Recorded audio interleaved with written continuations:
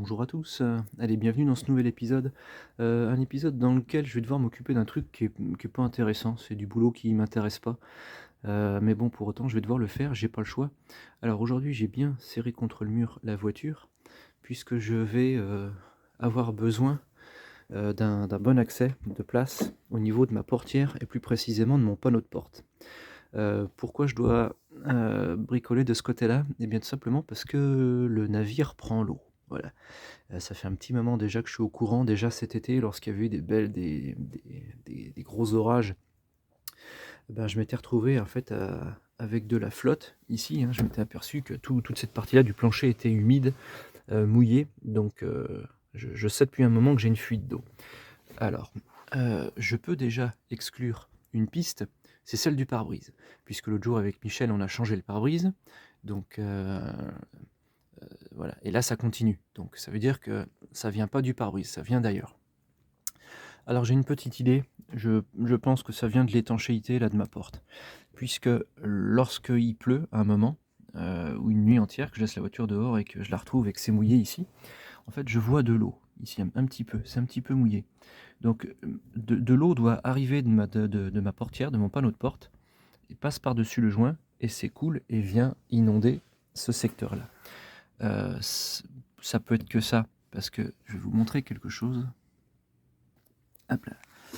Quand on enlève le joint de la porte, vous voyez, on a une sacrée marche ici. Donc l'eau peut pas venir d'en dessous, prendre ses petites pattes, passer par-dessus, et puis continuer son chemin de l'autre côté. Ça vient forcément de quelque chose qui est en contact avec le joint ici. Et ça peut être que la portière ici. Voilà, je vais essayer de regarder ce qui se passe de ce côté-là. Et pour ça, eh bien, je vais enlever mon panneau de porte. Allez, eh ben, je vais commencer à démonter tout ça en faisant très attention parce que ces pièces-là, ces pièces-là, ces pièces-là, là, tout ça, ça ne se retrouve pas. Donc, je dois pas les casser. Allez, je vous reprends juste après. Allez, bah, mon panneau de porte est démonté. Donc, on voit, il y a des petites traces d'eau. Donc, il a dû prendre l'eau quelques fois dans sa vie. Pas beaucoup, beaucoup, parce que c'est pas encore abusé, là, je trouve.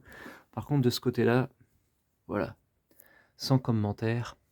Donc quand on voit la gueule des trucs d'étanchéité, c'est pas étonnant que j'ai des problèmes de ce côté-là. Donc ce qui s'est passé ici, c'est qu'un jour il y a des affreux loulous qui ont dû enlever ce panneau de portière pour changer un moteur de vitre ou n'importe quoi, une serrure, bref, et qui ont pas remis les espèces de trucs d'étanchéité d'origine qui sont de couleur grise, soit parce qu'ils les ont défoncés, ou soit parce que ils ont pas voulu se faire chier et puis ils ont remis ça à la place. Donc des espèces de scotch de chantier merdique dégueulasse. Donc vous voyez, quand je vous dis de jamais faire confiance sur des voitures comme ça. Vous voyez, dès qu'on gratte quelque part, on tombe sur des merdes. Vous voyez, en 27 ans, toutes les interventions qu'il y a pu avoir sur cette voiture-là, eh ben, il faut les recontrôler. Parce que vous voyez, là, typiquement, ben, je viens de découvrir du boulot de merde.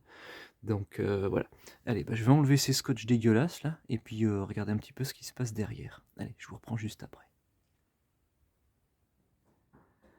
Allez, je viens de deviner pourquoi ce panneau de porte a été retiré. Il a été retiré puisqu'il y a eu un remplacement du moteur de lève-vitre. D'ordinaire, d'origine à l'usine, ce moteur tient par 3 gros rivets. Hem, donc et en après-vente, ça pouvait arriver qu'on le refixe avec des vis comme ça. C'était toléré, je crois. Même chez Peugeot, ils devaient faire ça. Mais vous voyez, c'est le genre de truc qui m'énerve parce que 3 rivets, c'est quand même pas le bout du monde à trouver. On les remet et paf et non, bah, les mecs, ils mettent des grosses vis dégueulasses. Bon, ça me plaît pas vraiment, mais je vais pas changer, je vais laisser ça comme ça. Donc voilà pourquoi toutes ces trucs d'étanchéité là ont dû être enlevés. Mais vous voyez, merde, c'est pas du boulot quoi. Ça me saoule quoi. Ensuite, hop, je vais regarder de ce côté-là, de ce qui se passe. J'ai un peu observé. Donc mon petit faisceau d'enceinte là, il devrait être normalement mis dans ce clips là, donc je vais m'en occuper, je vais le remettre. Et je vais surtout, je sais pas si vous allez voir, nettoyer toute la saleté là qui est tombée dans le bas de la porte. Vous voyez là, toute cette saleté, je vais nettoyer tout ça. Voilà, avec mon écouvillon, comme d'hab, coup de soufflette, aspirateur, et puis tout ça. Et puis, dernière petite chose, tant que je suis là, cette pièce blanche ici, c'est le coulisseau de la vitre. Vous voyez, en fait, sur les premières générations de 306, c'était des espèces de lamelles et votre vitre passait entre les deux. Et sur les générations d'après, ils ont changé ce coulisseau, ils l'ont rendu un peu plus quali et j'en ai un, je crois. Donc je vais le remplacer tant que j'y suis. Voilà. Allez, c'est parti. Hop là, donc je l'ai fait descendre là. Maintenant, il faut que j'arrive à la sortir de là. Voilà. Hop là. Hop. Allez, je vais chercher l'autre pièce pour qu'on puisse faire le comparatif. Hop, voilà. Donc les pièces sont légèrement différentes. Vous voyez, sur les générations d'après, ils ont fait passer la vitre dans une sorte de feutrine. Voilà. Donc après, c'est le jeu des 7 erreurs. Vous voyez, on n'a plus le petit clips ici pour faire passer, pour gainer un faisceau. Vous voyez, ils l'ont enlevé ici aussi. Voilà. La pièce est plus fine aussi. Celle-là, elle est plus lourde, celle de gauche. Peut-être plus costaud. Je sais pas. Bon, en tout cas, moi, celle-ci me plaît mieux. Je me dis que s'ils ont fait celle-ci, c'est qu'il y a peut-être une raison. Voilà. Donc, je vais mettre celle-là. Mais je vais garder quand même elle. Je suis pas fou. Allez, donc bah là, j'ai enlevé ma pièce en plastique. Donc, j'ai encore un petit peu plus de place ici. Vous voyez, on voit mieux la saleté. Vous voyez, tout ça, là, je vais enlever tout ça. Avec mon écouvillon. Allez, c'est parti. Allez, je viens de finir de brosser là-dedans. Là. Vous voyez un petit peu toute la crasse qu'il y avait là-dedans. Et je vais vous montrer un petit truc. Vous voyez là, j'ai mis exprès la baladeuse dans le fond là-bas. Et regardez le petit trou. Coucou. C'est par là que la flotte s'échappe. Parce que quand vous avez votre vitre qui est remontée, hop, ce joint là ici, il empêche une partie de l'eau de rentrer dans la portière, on est d'accord. Mais ce n'est pas un joint d'étanchéité. Il n'est pas 100% étanche, ce joint, loin de là. Donc toute la flotte qui va rentrer dans votre porte, dans votre portière, elle va couler le long ici. Voilà. Et quand elle va atterrir dans le bas de la porte, elle va s'écouler et ressortir par ce petit trou-là. Donc ça ici aussi, c'est super important.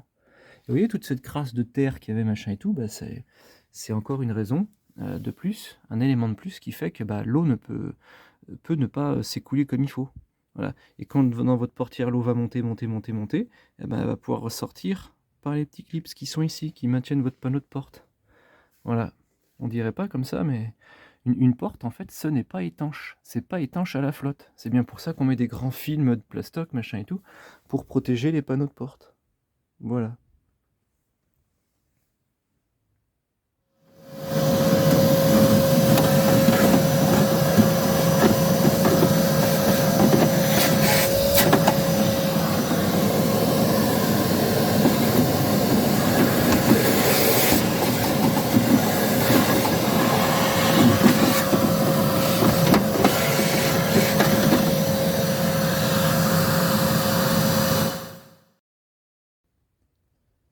Allez, et ben à la fière allure, cette portière de l'enfer là, c'est un petit peu mieux. Elle prend le chemin pour devenir une portière d'enfer. Alors, là ce que j'ai fait depuis tout à l'heure, donc j'ai nettoyé tout le bas de ma portière, donc c'est absolument propre. Donc vous avez vu écouvillon, aspirateur, après j'ai mis eau savonneuse, re-écouvillon, chiffon, soufflette. Donc tout là, à l'intérieur en bas, sur toute la longueur, c'est tout propre. Donc tout à l'heure, je vous avais montré qu'il y avait un petit trou d'évacuation là-bas, à l'avant de la portière. Mais il y en a également un autre. Il est ici, à l'arrière de la portière. Donc il y en a deux. Donc c'est hyper important que ces trous soient bien propres pour que l'eau puisse s'écouler de l'intérieur de votre portière. Voilà. Ensuite, donc avec du diluant, j'ai rendu tout propre le tour de ces trous là qu'il y a dans la porte.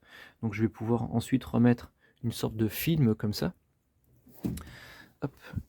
Il y a juste cet endroit-là que j'ai pas terminé parce que la colle elle est dure comme du chien et c'est vraiment pas facile à enlever. Il faut d'abord que j'enlève le plus gros la main avant de finir au diluant de nettoyage. Voilà.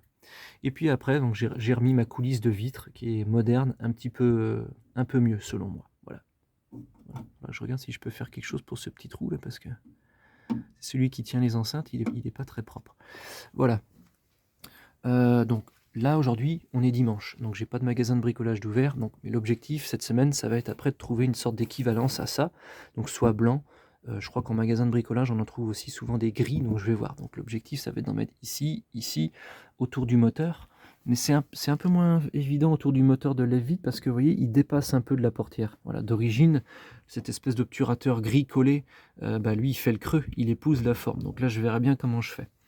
Et puis pour assurer le coup, vraiment, je crois que je vais entièrement mettre à l'intérieur de ma portière une bâche. Je vais prendre de la bâche de jardinage pour faire les serres, vous savez, qui est transparente, assez épaisse. Voilà, ça ira bien, je pense, voilà, pour vraiment assurer le coup. Voilà. Donc ça, bah, je ferai ça plus tard. Par contre, ce que je peux faire maintenant, c'est m'occuper d'un truc que j'avais prévu depuis un petit moment déjà. C'est ça. C'est rendre la vitre automatique à droite grâce à ce petit boîtier qui s'appelle PSA4. Voilà. C'est un boîtier Bitron. On en trouve assez facilement sur le bon coin. Si vous cherchez, vous n'aurez pas de mal à en trouver. Et donc c'est ce petit boîtier qui va rendre séquentiel votre vitre à droite. Voilà. Donc si vous en trouvez sur le bon coin, essayez de le choper avec la prise quand même. Et puis un peu de fil, c'est mieux. Voilà. Donc le schéma électrique de ce truc-là, il n'existe pas sur 306. Donc je ne l'ai pas. Donc ce que je vais devoir faire, c'est amener la S16 ici devant, démonter son panneau de porte et puis regarder les branchements que j'avais fait à l'époque. Voilà. Et j'en profiterai pour coucher tout ça sur le papier, comme ça j'aurai mon branchement, enfin mon schéma définitivement. Voilà. Et puis après, ce que je vais pouvoir faire également, c'est nettoyer mon panneau de portière. Je l'avais déjà nettoyé lors du premier gros check-up, mais je l'avais nettoyé en le laissant sur la portière et je l'avais fait ça avec une mousse active, mais on peut pas vraiment bien rincer tout le jus, toute la crasse. Donc là, celui-là, je vais l'emmener dans la baignoire avec de l'eau tiède, une brosse très très douce pour pas abîmer le velours, et puis je vais le nettoyer. Voilà. Alors il faudra que je me dépêche, parce que, vous voyez, les panneaux de porte comme ça sont dans cette espèce de matière. Vous savez, c'est un peu cette espèce de planche là qu'il y a à l'arrière des meubles. Donc ça prend l'eau à une vitesse folle, donc faut pas traîner quoi. Voilà. Et puis donc je les vois, vous voyez ici on a les petits crochets qui maintiennent l'insert en vrai faux bois qui n'en est pas. Donc je vais pouvoir l'enlever également. Voilà. Donc bah, j'ai encore un petit peu de boulot, hein. Donc là, schéma électrique, démontage de panneaux de porte de la 16, je prends mon schéma électrique, je regarde un petit peu ce que je peux faire, puis après quand je rentre à la maison, je nettoie mon panneau. Voilà. Allez, bah ça c'était la première partie de la portière de l'enfer, et puis la deuxième portière d'enfer avec le remontage de tout ça, le branchement, et puis voilà. Allez, bah écoutez, merci à tous, merci pour vos abonnements, merci pour vos commentaires, et puis, ah oui, je vous ai pas parlé de mon câble d'embrayage, c'est pas grand chose, voilà, c'est pour ça que je vous en ai pas parlé, mais c'est pas très grave, tout refonctionne très bien. Allez, merci à tous, et puis à très vite pour la deuxième partie de cette portière.